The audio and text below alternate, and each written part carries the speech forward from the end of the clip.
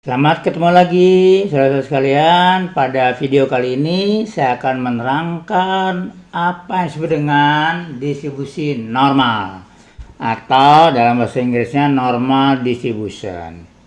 Di dalam statistik, jika data yang kita kumpulkan itu banyak sekali, pasti normal. Nah, itu adalah asumsi dalam statistik.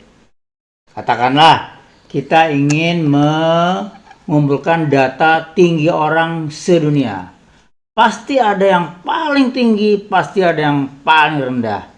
Mungkin yang paling rendah ada yang 50 cm atau 60 cm begitu ya. Tapi yang paling tinggi ada yang 3 meter atau mungkin 2,5 meter. Nah, biasanya dia berkumpul di tengah. Jadi kalau kita gambarkan data tersebut, dia bentuknya akan seperti ini ya. Akan seperti ini, bell shaped ya. And symmetric. Ya, symmetrical ya, jadi dia akan begini ya, akan begini dia ya. Ini adalah ciri-ciri fungsi normal kalau kita gambar ya. Jadi kalau misalnya seperti pengeluaran ya, orang selama 1 bulan, ini juga kalau banyak pasti normal. Jadi ada yang pengeluarannya mungkin kalau orang Indonesia ada 1 bulan mungkin hanya 300.000 rupiah atau mungkin hanya 1 juta begitu ya. Jadi ini yang paling rendah sekali ya. Tapi mungkin ada juga kan yang pengeluaran 1 bulan bisa 100 juta ya atau 500 juta begitu ya. Karena dia banyak uangnya, apa saja dibelilah begitu ya. Tetapi kalau kita gambarkan tentunya dia akan numpung di tengah ya, akan mengumpul di tengah. Sehingga apa? Kalau dia berbentuk distribusi normal, pasti mean, median, dan mode-nya adalah sama. Karena dia ada simetris, jadi seperti lonceng begitu ya. Itulah kira-kira yang disebut dengan kurva normal ya di dalam ilmu statistik. Sekarang kita lihat bagaimana caranya kita menghitung ya peluang kalau dianggap bahwa data tersebut mengikuti fungsi normal. Nah, sekarang kita lihat dulu. Ini adalah fungsinya ya. Wah, fungsinya memang ribet ini ya.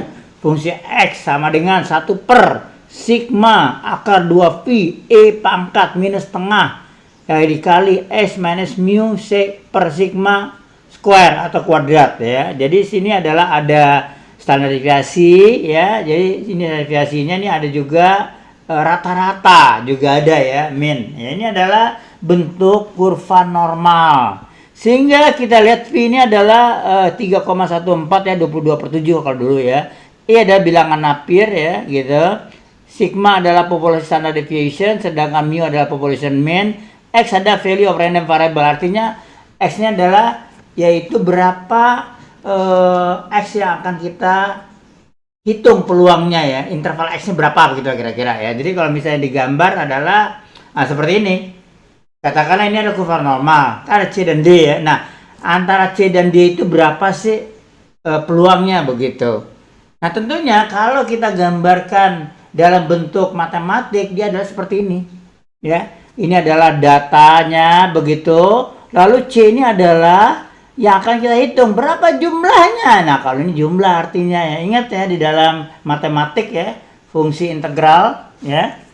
Fungsi diferensial atau menjadi integral ini adalah tak lain apa? Integral C ya hingga D, interval CD, fungsi X dx. Ini adalah luas area yang ungu ini. Ini di dalam matematik ya. Begitu. Tetapi sekarang dalam statistik kita mencoba untuk menghitung luas ini ya, tetapi bukan dalam bentuk luas tapi dalam bentuk peluang. Nah, begitu ya. Tapi kalau misalnya kita sudah punya peluangnya, otomatis kan luas jumlahnya kan bisa tahu kan, tinggal dikalikannya aja kan.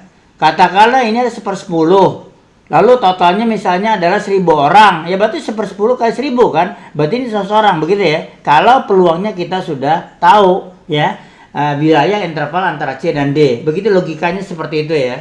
Nah, sekarang bagaimana caranya supaya kita bisa menghitung peluangnya antara C dan D? Nah, itu yang paling utama di dalam fungsi normal ini.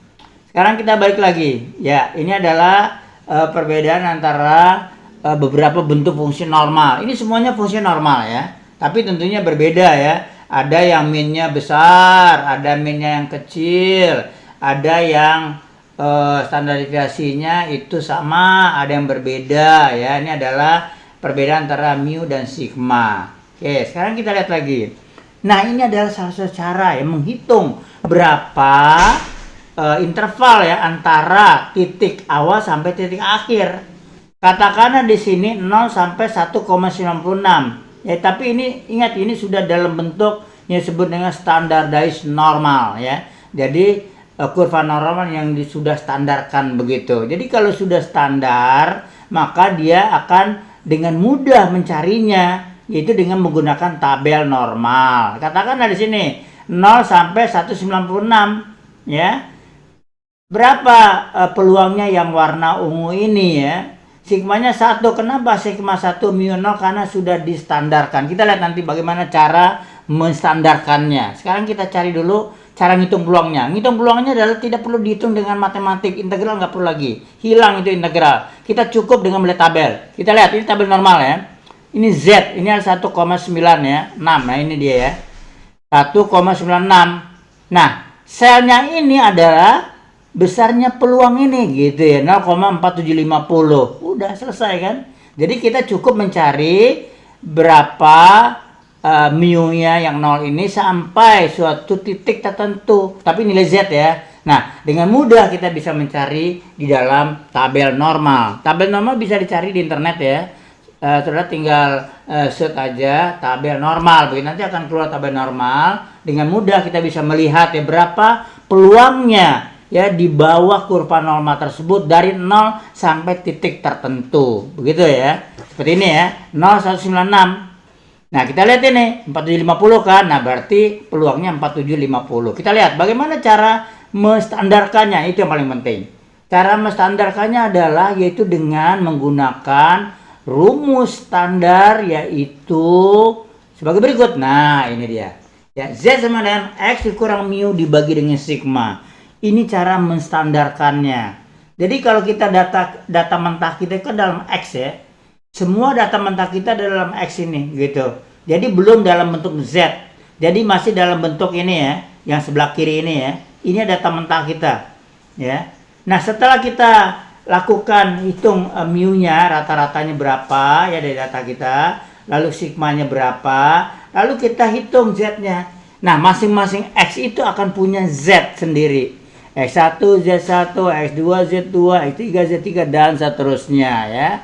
Nah, untuk data yang telah kita transformasi ke dalam bentuk normal, yaitu Z sama dengan X kurang mu dibagi sigma, maka yang sebut dengan kurva normal yang sudah standar itu pasti mu-nya 0. Pasti sigmanya 1. Nah, inilah kehebatan dari fungsi normal yang ditemukan oleh orang matematik dan statistik ya. Sehingga Z-nya di sini mu-nya sudah 0, sigmanya sudah 1. Ya. Nah, setelah kita menjadikan fungsi normal, kita dengan mudah mendapatkannya, yaitu kurvanya ya dengan menggunakan tabel normal. Begitu ininya ya, tabel normal. Kita lihat di sini. Mu sama dengan 5 ya, lalu ada 6,2. Ini kan X sebetulnya, X sama dengan 5. Lalu 6,2 yang satu. Sigmanya 10 ya, standarisasi 10. Nah, kita cari Z-nya ini. Z-nya X-nya kan 5 di sini. Berarti 5 dikurang 5 kan, karena ratanya kan 5. Tuh rata-ratanya kan 5. Berarti 5 dikurang 5 dibagi dengan 10 sama dengan 0. Nah, ini di angkanya. Lalu berikutnya ada 6,2-nya. 6,2 dikurang 5 dibagi 10. Ya dapat 0,12. Ketemu. Nah, setelah itu kita cari berapa wilayah ini. Nah, kita cari di tabel normal. Tabel normal kita cari, kita dapatkan 0,478 ya. Mana dia? Kita lihat. Nah, di sini mungkin nggak ada contohnya ya. Tapi yang jelas kalau kita lihat di dalam kurva normal untuk yang 0,12 dari 0 sampai 0,12 dia akan mempunyai angka 0,478. Cari ya Z-nya ya 0,12 ya. 0,478 nanti angkanya itu adalah peluang antara X sama dengan Z sama dengan 0 sampai Z sama 0,12. Nah, begitu ya cara mencarinya. Sekarang kita bermain Z dulu ya. Nah, kalau bermain Z ini artinya kita sudah mentransformasikannya ke dalam bentuk normal. Ya, ke dalam bentuk normal. Nah, ini seperti ini. Ini udah Z kan? Jadi dengan mudah mencarinya. 1,96, 1,96, 0,40 ketemu, udah. Beres kan? Ya, sekarang kita lihat contohnya. Z ya di antara minus 126 sampai 126 begitu. Nah, sekarang kita cari ya. Kita cari berapa yang minus 126 begitu. Ini dia yang 126. Nah, kita cari di tabel. Ternyata di tabel dapatnya 0,3962.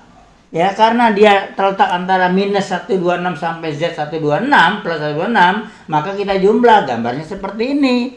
Nah, kita jumlah menjadi 0,7924. Ini ya, kalau antara minus 126 sampai Z 126. Gitu ya. Sekarang berikutnya.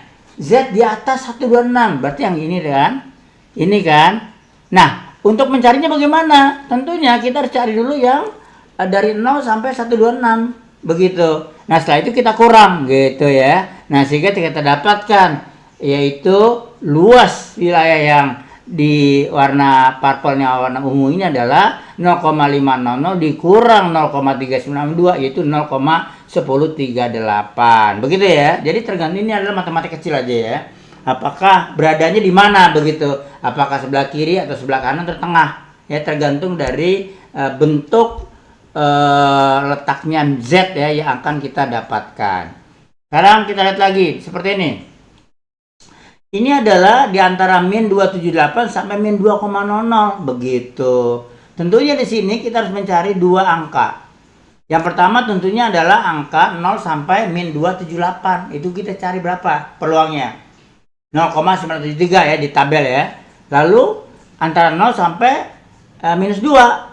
0,72 kan. Nah, sekarang berapa? Yang warna ungu tentunya kita kurangkan kan. Nah, begitulah kira-kira ya. Ini adalah teknik matematika kecil saja ya. Kita dapatkan. Nah, berikutnya tipe yang berikutnya yaitu Z di atas minus 2,13 kan begini gambarnya. Nah, sekarang kita tinggal cari yang ini kan 0,5 kalau yang ini. Nah, tinggal cari yang ini. Yang cari ini berapa? 0,4834. Berarti totalnya berapa? Ditambah. Jadi 0,9834. Begitu ya. Itu adalah cara mencari wilayah di bawah kurva normal. Kalau menggunakan Z atau Z-nya sudah dicari. Nah, sekarang bagaimana kalau Z-nya belum ketemu? Nah, belum cari. Nah, kita lihat di sini. Berarti kita harus transformasi ya dari bentuk X ke dalam bentuk Z. Bagaimana cara mencarinya? Kita transformasi dengan Z sama dengan X minus mu dikurang dengan sigma ya. Begitu ya, caranya seperti itu. Ini adalah salah satu transformasi yang kita gunakan ya dari X menjadi Z. Ini kita harus lakukan. Karena kalau kita mencari X sulit, tapi kita menggunakan Z akan lebih mudah ya di dalam mencarinya. Kita lihat contoh. Ini adalah mu 5 ya, sigma 10. Maka pertanyaan maksudnya, berapakah peluang X di antara 5 sampai 6,2 begitu. Nah, sekarang 5-nya kita Z-kan dulu gitu. Ya. Kita Z-kan dulu. Nah, setelah kita Z-kan baru kita dapatkan ya. Baru kita dapatkan ya. Baru kita dapatkan ya, yaitu nilai Z-nya begitu. 5 dulu ya kita cari. Oke. 5 dikurang 5, 0 kan? Lalu 6,2. 6,2 dikurang 5 ya. Dibagi 10, 0,12 dapat. Akibatnya Z-nya berapa? 0 sampai 0,12 kan? Nah, setelah itu baru kita cari berapa nilainya ya. Kita cari berapa nilai dari warna ungu ini, yaitu 0,0478. Nah, begitulah kira-kira ya cara mencari nilai peluang di bawah kurva normal. Contoh berikutnya 3,8 sampai 5. Nah, kita lihat 3,85 ya. Berarti kita harus rubah dulu 3,8-nya. 3,8 setelah kita convert 3,8 kurang 5 bagi 10 sama dengan minus 0,12. Lalu kita cari ya, kita dapatkan angkanya 0,048 ya. Nah, ini adalah disebut dengan peluangnya begitu. Nah, kalau ini bagaimana? Nah, seperti tadi yang Bapak katakan. ya, antara 2,9 sampai 7,1. Ini kita lihat. Dia adalah peluangnya adalah ada sebelah kiri, sebelah kanan kan. Nah, berarti kita cari yang salah satu. Sebelah kiri kita cari minus 2,1. Minus 0,21. Sebelah kanan kita cari, ternyata plus 0,21 kan begitu, ya. Lalu kita cari berapa peluangnya. Ternyata 0,0832. Karena sama ya, 0,21 dengan 0,21 sama angkanya, cuma plus minusnya bedanya, berarti kita jumlah menjadi 0,1664. Begitu. Gampang kan? Ya, sekarang kalau di atas 8 seperti biasa, 8-nya kita rubah menjadi Z, 0,3. 0,3 kita cari. Ya. Nah, sini kita kurangkan tentunya kan, 0,5 dikurang 0,9, 0,3821. Oke. Ya, sekarang kita lihat contoh yang lain ya. Bapak skip aja ini. Nah, ini. Ya, ini adalah sebuah bola lampu ya, di mana secara menyeluruh ya di dalam populasi ternyata rata-ratanya 2000 per jam. Oke. Rata-rata hidupnya 2000 jam ya, 2000 jam. Sedangkan sigmanya 200 jam. Sekali lagi ya. Rata-rata hidupnya lampu itu 2000 jam. Sedangkan sigmanya 200 jam. Ya, kalkulasinya. Lalu pertanyaannya, berapa peluang ya lampu yang hidupnya antara 2000 sampai 2400 jam? Begitu ya pertanyaannya. Nah, tentunya ini X ya, 2000-nya X ya. X1 2000, X2 2400 ya, begitu ya. Nah, berarti kita harus rubah ke dalam Z. Nih, kita lihat tuh, rubah dalam Z kan. Setelah rubah Z jadinya berapa? Antara 0,0 sampai 2,0 hanya. Kan sampai situ. Nah, kita lihat di tabel 0,4772 dapat di tabel. Ya, berarti ya peluang lampu yang hidupnya antara 2000 sampai 2400 adalah 0,4772. Itu peluang. Nah, kalau misalnya kita memproduksi sebanyak 1000 lampu, berapa jumlah lampu? Ya tinggal dikalikan aja. 0,4772 dikali 1000, berarti 477 lampu. Oke? Ya, gampang ya. Ya, berikutnya kita lihat. X lebih kecil sama dengan 1470. Berarti dia ingin mencari berapa peluangnya lampu yang hidupnya di bawah 470. Caranya sama ya. Caranya sama. 470-nya kita jadikan Z. Ya, kita jadikan Z. Caranya adalah X kurang mu dibagi sigma. 470 dibagi 2000 dikurang 2000 dibagi 200 minus 2,65. Dapat kan? Nah, setelah kita cari ini yang warna ungu ini, caranya nyarinya bagaimana? Kita tabel. Kita dapatkan 0,040. Ya, gitu. Oke. Itu adalah populasi. Nah, berikutnya adalah bagaimana kalau dia adalah berbentuk sampel. Ya, berbentuk sampel. Nah, kalau berbentuk sampel ini ada beberapa yang harus kita kuasai ya, notasinya. Ada yang disebut dengan X bar, ini rata-rata sampel. Mu adalah rata-rata populasi. S besar adalah standar deviasi sampel. Lalu sigma adalah standar deviasi populasi. Varian sampel S kuadrat. Sedangkan populasi varian adalah sigma kuadrat.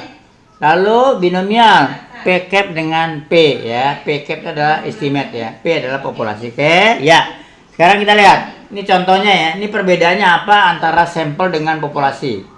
Ya, antara sampel dengan populasi apa perbedaannya? Begitu ya. Nah, ini Bapak lihat di sini ya. Ini populasi ya. Coba tolong diperhatikan banget. Ini adalah populasi ya. Kita lihat dia tidak ada sampel ya. Jadi dari seluruh produksi lampu itu dia hitung rata-ratanya, dia hitung salivasinya, oke? Dari seluruh ya, seluruh populasi ya. Oke. Nah, sekarang kalau sampel bagaimana? Nah, kalau sampel begini. Nih kita lihat nih ya. Katakanlah rata-rata populasi 8 menit ya, setiap kita nelpon ya, sedang salivasi 2 menit. Oke. Nah, sekarang jika kita memilih 25 sampel ya. Jadi kita memilih 25 sampel. Oke. Nah, pertanyaannya adalah berapa peluangnya dari sampel mean would be between antara 7,8 sampai 8,2 menit. Begitu ya. Jadi ini adalah orang menelpon jarak jauh ya, katakan ke luar negeri begitu ya. Jadi berapa rata-ratanya orang bicara dengan temannya atau saudaranya di luar negeri ya, begitu ini maksudnya ya.